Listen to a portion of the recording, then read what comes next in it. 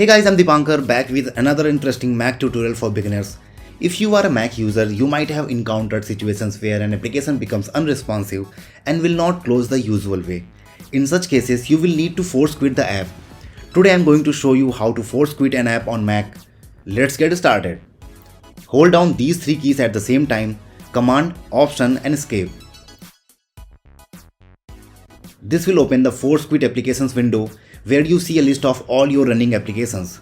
Find the application that's not responding and select it from the list. Click the Force Quit button and close the app.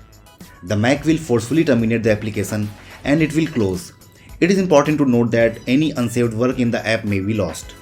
And that's it. If you found this video helpful, don't forget to like and subscribe. Share the video with your friends who own a MacBook. Thanks for watching.